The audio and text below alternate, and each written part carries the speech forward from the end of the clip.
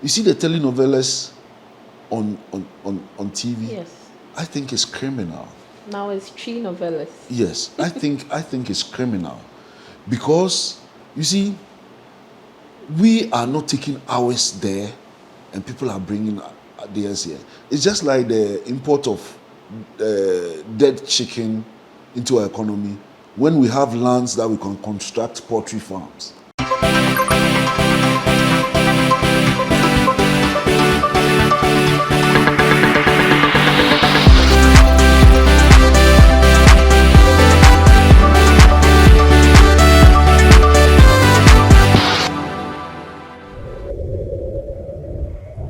It's a whole new season of Talkertainment right here on GhanaWeb TV.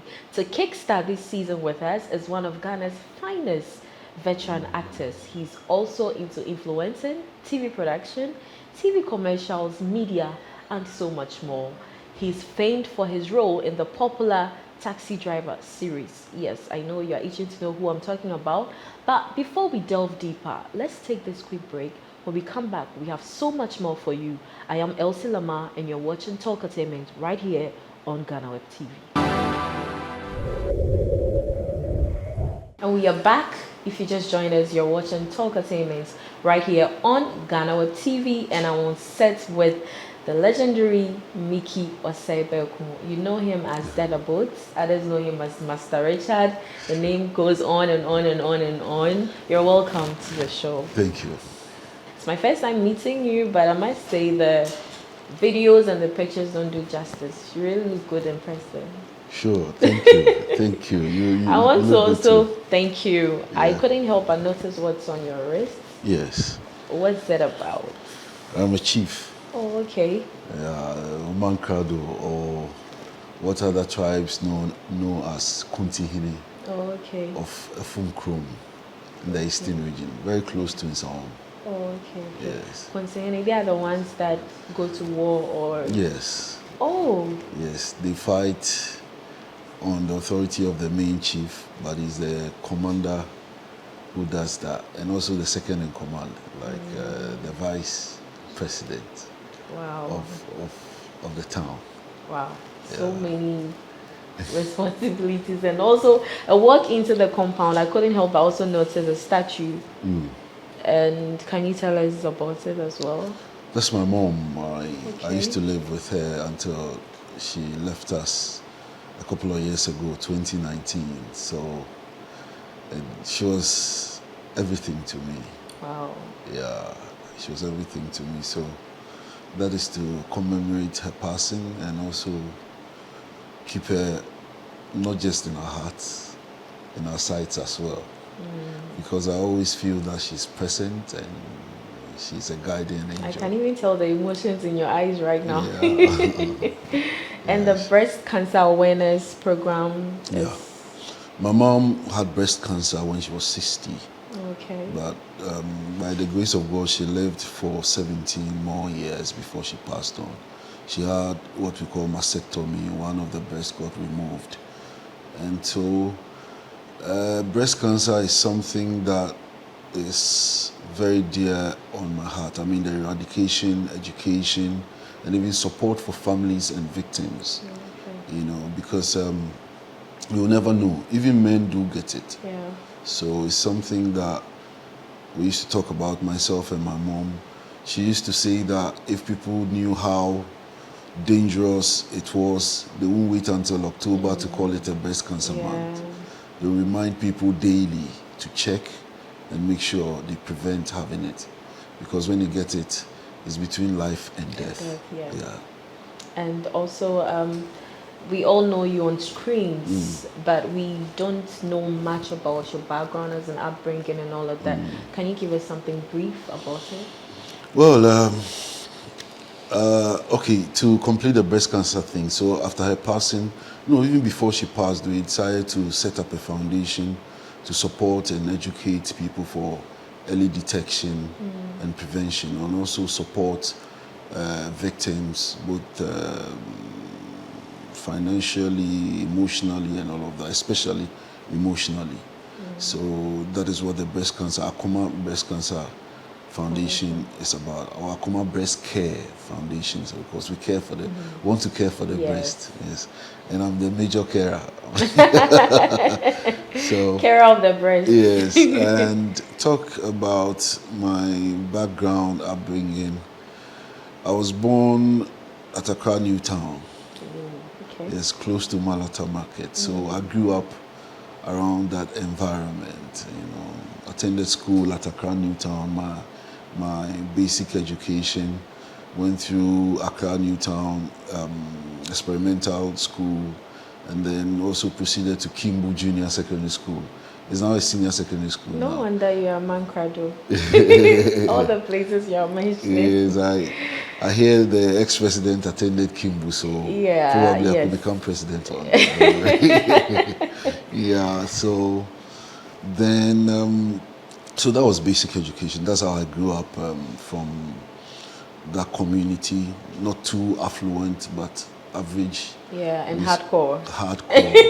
Zongo Yes. life. Yeah, that's how we grew up. Yeah. So that hardness has played a role in surviving. Yeah. So, did you have both parents living together? Yes, well, no, I would say I lived all my life with my mom. Okay. Yeah, I first saw my dad when I was about close to 40, you know, due to some circumstances between themselves. I don't want to explain. For the first time? Yes. You know, I say this because not to discredit my dad, because he had his own issues at the time. My dad is still alive, you know, and we are very close now. We bonded so well after we met. But I say this to encourage people, the youth, who say that I never met my dad, my mom wasn't there, so that is the reason for my predicament. I think that is not true. Sometimes it does affect lives, but if you keep your focus right, I think that you can survive life and be able to build it with or without a parent. What is that one thing that has stuck with you till date as a result of having your dad absent at a point in your life? A lot. Tell us one. I mean, even building relationships, sometimes you find it difficult to understand certain things you could have understood when you were growing up if you found your mom and dad practicing it. So sometimes you lack. An elderly man told me that children who are brought up from single parents don't tend to be very good married materials. And sometimes I tend to agree. Yes, I tend to agree because you find experience in the relationship between yourself and your mom, and that can positively impact on your own relationships when you get into it. So when one of them is absent, it becomes very difficult for you to understand some of these mechanics in relationships. So what the man said, has it impacted in your life in any way in terms of marital? Well, I feel I could have been better if I had mom and dad. And sometimes you have mom and dad, but you still find problems with them that makes it worse. But on the average, you could be a better person if mom and dad live peacefully, love each other. It affects you in a lot of ways. So for me, well, I've not been too bad, but I think that some of these things, if I've learned from that age growing up, I could have become better than I am. Okay, so let's move away from that. Right. Fast forward. Dada Boat's Master Richard was everywhere in Ghana. Like you became a household brand. You are, of course, you're still a household brand. Household name, everybody knows you. Yeah. How did you transition from that into going, I won't say you went Haitians, because you were then and then you're back, but now you're into media, you're into commercials and all of that. What was the transition like? What necessitated that you transitioning from movies into TV, media, commercials and all of that? What was the spark? I ascribe everything that happens to me to the grace of God. I think that I'm a special child of God. He directs my path and he guides my growth, you know. But growing up and from the community where I came from, I realized that we need entertainment. People really survive on happiness. Yeah. And people who are able to construct that level of happiness are very, very important in life. So growing up, I became that kind of person in my community. Even as a young boy, I was telling jokes. People were always happy to find me around. Because he come and sing for me, come and tell me a joke, that kind of thing. Sometimes I got fed by that. Other times I got gifts, especially when I was in a secondary school. You know, I run my jokes and sing songs for people, and they give me gifts. I got them happy, not about what rewards I got, but seeing people laugh, smile, excites me.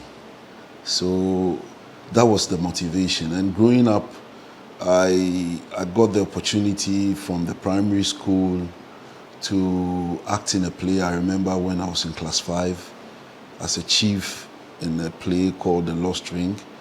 Then, like I said, then there used to be inter-schools drama competitions where basic schools got to exhibit talent through plays, poetry, dance, and drumming and all of that. I don't know whether they still exist. I think it doesn't anymore, but it used to. So I remember then we had a play that we performed at one of those competitions, and then our play won.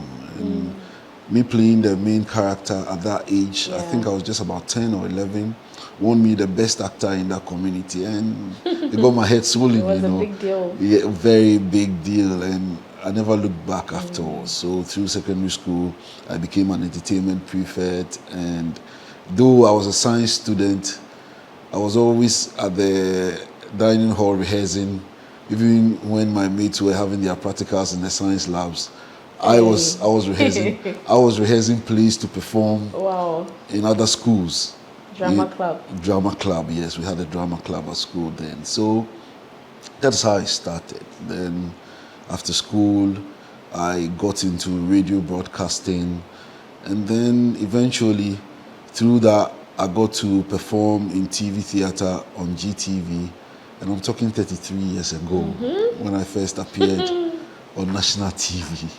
So that has been the path, and I've never looked back. Yes, and along the way, I encouraged myself, I educated myself. I built a career around it by learning the rudiments of the craft. I did a lot of stage plays around the time and performed in schools, at the National Theatre, and churches, other places. So it's been a hard road, but we've been on it. And all your transitions from several wings of the media till date, do you have any lessons? A lot of lessons. I mean, I've learned a lot. You know, there are times that even you make mistakes and they become lessons. I learned from my mistakes. I learned from people that I admired.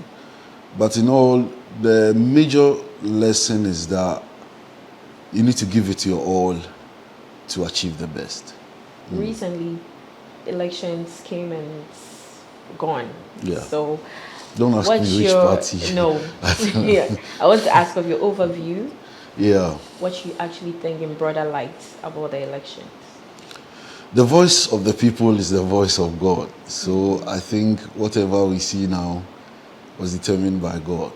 That is what He wants for Ghanaians. So we should just pray that the positive things that will come with it arrive in our lifetime. Amen. We've seen creatives now in Parliament. Yeah. The likes of Dumelo and Co. They are in Parliament now. A plus and all. Yes. What does it tell for us as an industry? What do you think would impact us with that single achievement? It's very important because I always believe that, I know for a fact that the second highest income earner for the country is tourism, apart from minerals. And tourism can only be activated and propelled through the media and the creative arts. If you ask why people want to live in America, it's what they have seen in films, what they have seen as a projection of the country. So I have always believed that if that is our second highest national income earner, then if we do things about it right, it could become the first highest national income earner. And that is gold. That is cocoa. So what have we done about it? The reason why we have not made any inroads is because we have not backed it with policy. Because I believe that most of the policymakers don't even understand what it is. If you go to places like Finland, where the creative arts is on the upsurge, their health budgets are low. Because when people are entertained, they don't go through depressions, they don't go through blood pressures, they don't go through emotional traumas and all of that. And these are high-risk diseases that cost the nation money. So why don't we find a better way to prevent it? And I know that it will be through the creative arts. What have we done about it? Do we even talk about it in Parliament? Do we make policies about it?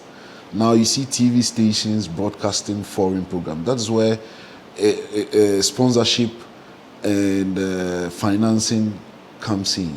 If you have the media space being pushed to use Ghanaian talents and Ghanaian products on their screens, they will be forced to find sponsorship to develop the industry. But there's no policy like that. I hear there is, but whether it is being adhered to or not is another question altogether. So finding people like Dumelo and all of them there makes me feel that there's a transformation on its way. There's some transformation on its way. If they go there and they're able to project some of these needs for the creative arts and able to push for policies to be made around it, to develop it and make sure that it's a sustainable, because it's also an employment opportunity. Because I shoot commercials and sometimes I have as many as 60, 70 people on set. What would these people be doing if they were acting in these commercials? They will have a lot more to do if we have more of those. And that creates employment. So economically, it's also wise for us to look at these areas of the creative arts. So John and A+ and other people who are stakeholders in the industry, being there within the policymakers, I'm sure will bring a lot of change. Who are you tipping to assume the role of the Tourism and Arts Ministry? Well, I can't tell. It's the prerogative of the president. Do you have a favorite candidate? I would wish one of the creative arts guys become... Like who? like John or A+. Any of them becoming one of those. Well, we had one there. We had Makokreku Mante there. That was MPP's time. Yes, but the impact wasn't really felt. So I hope that this time around, whoever... Rexoma? Yes, it's a very good... Chifagomashi? Yes, these are all guys that I think can do a lot of work. Yes, Rex especially, with his maturity in the industry, his experience. But people are saying because of the issues around the Gamero, he's not fit for purpose. What are the issues around Gamero? I don't understand the issues around Gamero. With the musicians not receiving what is due them. Because they are not getting... Gamero is not receiving what is due Gamero. You understand? How many of these radio stations have trackers by their systems that tracks the music that the people play, so that they even know how much to pay Gamero? So they give Gamero some chicken change, and then Gamero also give them akokon keti.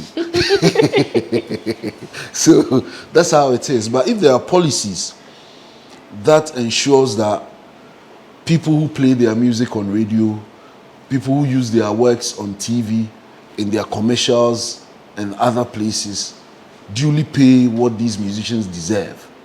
You know, you can drive through the street right now and you find people selling pen drives with people's sweat on it and nobody's arresting them. And I'm like, wow, how can these people who are putting in their sweat to create these things survive if people are just selling their works? And it didn't start now, it's been there. I remember one musician, Charles Samoa, he said after releasing hits upon hits from Germany, he came to Ghana one day and a guy met him and said, Charles, and you come abroad, and cassette and the person said it like it was normal. Yeah. You know, pirated the man's cassettes to be able to build a story building when the man doesn't have a one-bedroom apartment. So that has been the style, and that's why I keep saying policy. You know, if policy works in favor of this industry, a lot of things will change. Should we expect you in Parliament anytime soon? Sometime soon, inshallah. 2028? Inshallah.